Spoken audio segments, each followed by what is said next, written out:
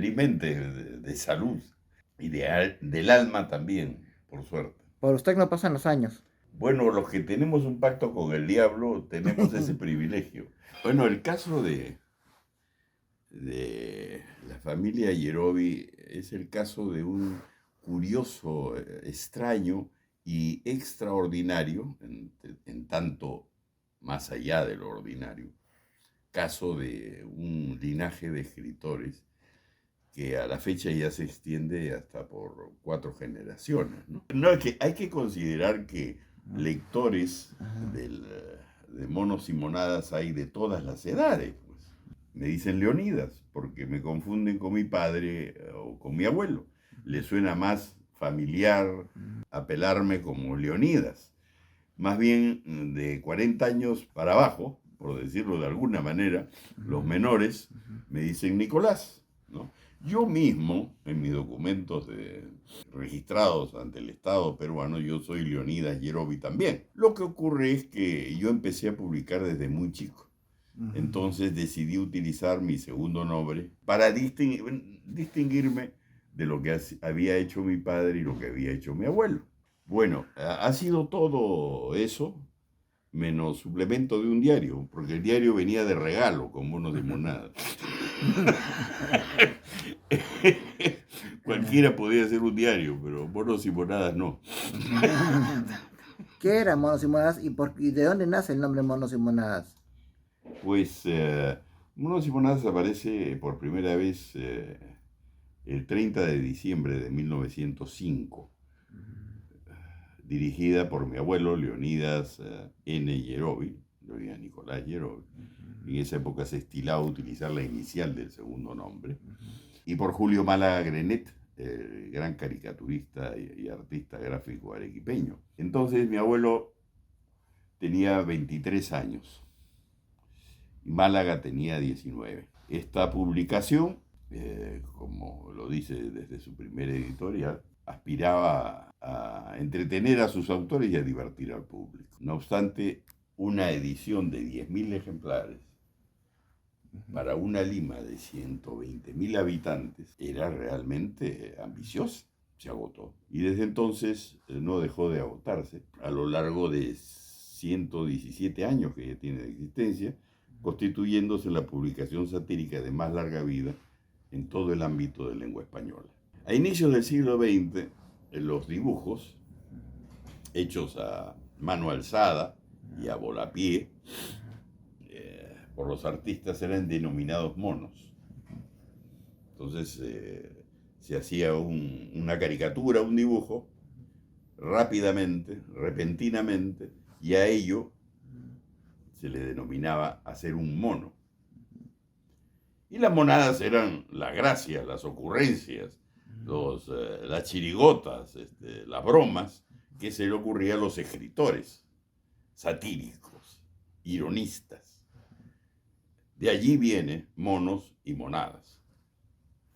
No, porque entonces la noción del cómic propiamente no existía. Es más, las historietas que aparecen por primera vez en Monos y Monadas en 1907 no tenían la noción del globito desde el que está dirigido a los labios de uno de los personajes y que contiene lo que este personaje dice, sino que estaban al pie. Lo que decía cada personaje estaba escrito al pie del dibujo, ¿no? La partida de nacimiento de la historieta viene con la aparición de estos globos. Y es lo que va a marcar el auge de la historieta, ese sello distintivo a lo largo del siglo XX. Bueno, no ha sido nuestra intención. Nosotros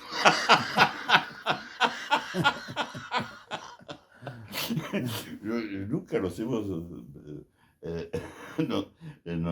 hemos reído de ningún presidente, de ningún político, de ningún parlamentario, de ningún juez. Bueno, pero eso sí, nos han perseguido, ¿no? Presidentes, políticos, ministros, parlamentarios, jueces y fiscales, ¿no? ¿Fueron perseguidos por algún gobierno militar? Por todos. Mi abuelo estuvo preso en el primer gobierno de Leguía, en el Ah, Panóptico. Se escapó enredándose con los desperdicios de las verduras que llevaba un carromato para que comieran los presos. Pero el resto de periodistas de Moros y Moradas, de la prensa, que eran periódicos opositores al régimen, eh, permanecieron más de un año presos. Bueno, todos, de labios para afuera. ajá, Yo mismo personalmente me he encontrado con muchos de ellos, ujú, de labios para afuera, simpatiquísimos, abrazos, bromistas, pero apenas se daban la vuelta, ah, ¿no? Bombas en mi casa, balazos acá en el balcón, persecuciones, he tenido que conocer el mundo involuntariamente. Si, como dije hace un instante, ujú, a un perro muerto, colgarlo del poste que está sobre tu automóvil, ujú, siendo que hay en la misma cuadra ujú, veintitantos vehículos estacionados, ujú, ¿significa algo? Pues ujú, sí. En el año 79, ujú, yo a las 2 de la mañana tuve la buena fortuna de estar despierto leyendo ujú, cuando el gran ventanal de la sala de la casa en la cual vivía ujú, y que daba hacia la calle, adquirió un color anaranjado, rojizo, ujú, porque habían lanzado bombas incendiarias a los automóviles que estaban en la cochera de la vivienda, ¿no? ujú, Entonces, digamos que no era lo más apropiado, tratándose que ujú. todavía se sentía un calor veraniego. ¿Para qué esa calefacción adicional y no solicitada, no? Nunca hemos criticado a nadie. Lo que ocurre es que somos unos incomprendidos. Hay personas que piensan que nos dedicamos a la ironía. Ujú. ¿Usted se considera humorista o se considera periodista? Bueno, yo soy un escritor. Ah, Soy autor de 35 comedias ujú, originales, ujú, de 565 ediciones de Monos y Monadas, ujú, de 438 ediciones de heterónimo de Monos y Monadas, cuando por las persecuciones judiciales no podía usar el nombre de Monos y Monadas y usaba la risa de Yerovi, Hagamos el humor con Yerovi, el diario íntimo de Nicolás Yerovi. Todos eran heterónimos que me he visto en la necesidad de utilizar para eludir a todos esos jueces y fiscales venales que pretendían que uno pasara una temporada en la cárcel, ¿y ¿no? pasó usted una temporada en la cárcel? Por suerte no, Ujú, por suerte no. Me escabullí, ujú. me Monte, escabullí. ¿usted alguna vez en finales de los 80, cuando estábamos en el gobierno aprista, eh, tal, si bien es cierto, tal vez no criticó al APRA, pero apoyó a la tendencia de Vargas Llosa? No, yo me he cuidado de no apoyar a nadie nunca, Ujú, ¿no? El sentido del humor a favor no existe, ujú, ¿no? Es absurdo. No tiene sentido, no tiene inteligencia. El humor, que no es un sentido del humor cargado de ironía inteligente, no le da risa a nadie, ¿no? Yo recuerdo que alguna vez, cuando hubo en mayo del año 80, todavía existía el gobierno militar en vigencia, acá, ocurrió que 10.000 cubanos invadieron los jardines de la residencia de la Embajada del Perú en La Habana. Estuve yo en misión eh, sarcástico-periodística visitando este infierno, porque era un infierno. ujú, Y bueno, conocí a mucha gente, periodistas también, ujú, escritores, ujú, que estaban reportando el hecho. ujú, Recuerdo que el gobierno cubano nos ofreció una suscripción a una revista humorística satírica Ya. que El gobierno de Fidel. gobierno de Fidel Ajá. ofrecía gratuitamente al público, Ya. todas las semanas, Ajá. que se llamaba Palante. Ajá. Y todas las semanas yo recibía en mi despacho de Monos y Monadas Ajá. esta revista Palante, que ejercía una especie de ironía a favor del gobierno. Ajá. O sea que no hacía reír a nadie, porque parecían avisos pagados esas caricaturas. ¿Cómo? Menciono esto Ajá. para establecer y dejar en claro Ajá. que el humor a favor de, Ajá. el humor que no es crítico, que no es irónico, sardónico, satírico, burlón, Ya. no es humor. Bueno, este caballero, Vladimiro Montesinos, tuvo la ocurrencia de guardar cierta predilección por esta publicación nuestra. En varias ocasiones, por lo menos dos que yo recuerdo con claridad, y con mucha gentileza envió emisarios a comprarme, ¿no? La verdad no sabría decirlo. A mí más bien me da la impresión de que en el caso de ambas personas no estamos hablando de una caricatura, sino de casi de un retrato realista.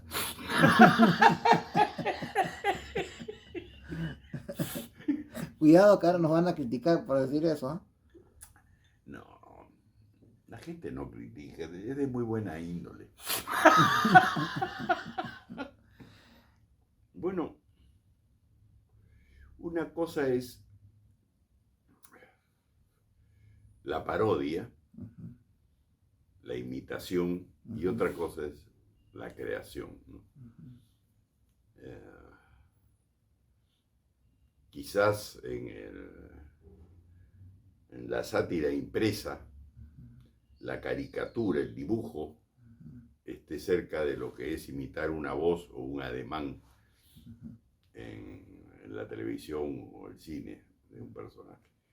Pero la parodia se distingue de la creación por el hecho de que una requiere de un modelo al cual remedar.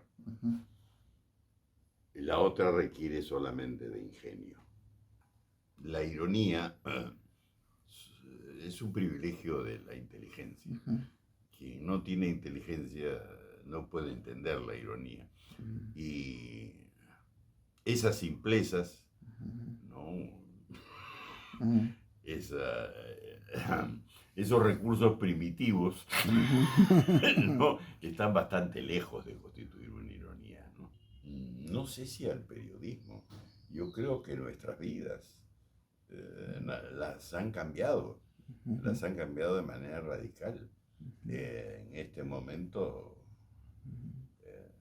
enterarse de cualquier ocurrencia, por desgracia las ocurrencias de un tiempo a esta parte son más desventuradas de lo que uno desearía.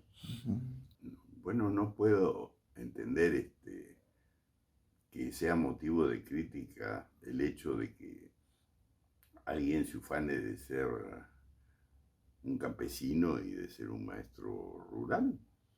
Es un hecho.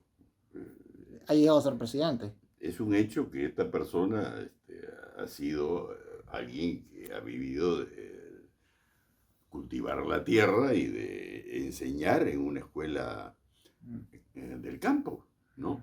Ahora, cuán bien cultivaba la tierra y cuán bien enseñaba, ese es otro asunto.